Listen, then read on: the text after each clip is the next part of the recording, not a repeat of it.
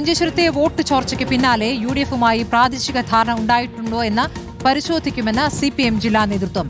UDF-ന് vote മറിക്കാൻ party നേതൃത്വം ആർക്കും നിർദ്ദേശം നൽകിയിട്ടില്ല. BJP ജയിക്കുമെന്നൊരു ഘട്ടം വരുമ്പോൾ സ്വാഭാവികമായി പാർട്ടി അനുഭാവികൾ UDF-ന് വോട്ട് ചെയ്യാറുണ്ട്. എന്താണ് സംഭവിച്ചതെന്ന് കൃത്യമായി പരിശോധിക്കുമെന്നാണ് CPM ജില്ലാ സെക്രട്ടറി M. രാജഗോപാലൻ റിപ്പോർട്ടറിനോട് പറഞ്ഞത്.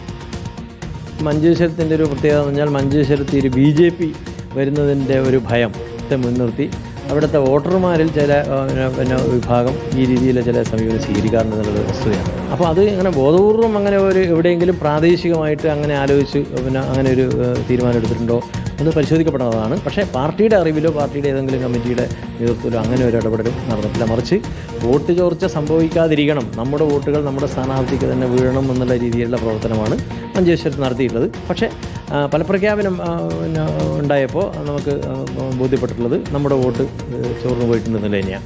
അതിലൊരു സമഗ്രമായ വിശോധനയാണത്.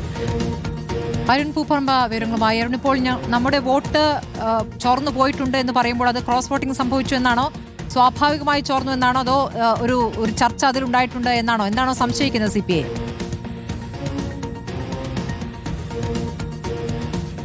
സ്മൃതി, മഞ്ചേശ്വരത്ത് LDF-ന് വലിയ വോട്ട് ചോർച്ചയാണ് ഉണ്ടായത്. കഴിഞ്ഞ തവണ 40,000-ലേറെ വോട്ട് LDF സ്ഥാനാർത്ഥിയായിരുന്ന VV രമേശ് ലഭിച്ചിരുന്നു. ഈ തവണ KR ജയനന്ദക്ക് 21,000-ഓളം വോട്ട് മാത്രമേ, അതായത് 20,000-ഓളം വോട്ടിന്റെ ചോർച്ച മഞ്ചേശ്വരത്തുണ്ടായിട്ടുണ്ട്.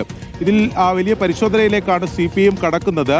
അതിൽ CPM ജില്ലാ സെക്രട്ടറി പറയുന്നത് ഏതെങ്കിലും തരത്തിൽ ഒരു ക്രോസ് വോട്ടിങ്ങിന് ഒരു തീരുമാനം നേതൃത്വത്തിന്റെ ഭാഗത്തുനിന്നുണ്ടായിട്ടില്ല. അങ്ങനെ ഒരു നിർദ്ദേശവും പാർട്ടി നേതൃത്വം നൽകിയിട്ടില്ല. ഇനി പ്രാദേശികമായി അത്തരത്തിൽ എന്തെങ്കിലും ഒരു തീരുമാനം ആരെങ്കിലും എടുത്ത് ക്രോസ് വോട്ടിംഗ് നടന്നിട്ടുണ്ടോ, BJP ജയിക്കും എന്ന സാഹചര്യത്തിൽ UDF-ന് അനുകൂലമായി സഹായം നൽകിയിട്ടുണ്ടോ എന്ന കാര്യം പാർട്ടി പരിശോധിക്കും എന്ന നിലയിലാണ് CPM ജില്ലാ സെക്രട്ടറിയുടെ പ്രതികരണം ഈ ഘട്ടത്തിൽ വരുന്നത്.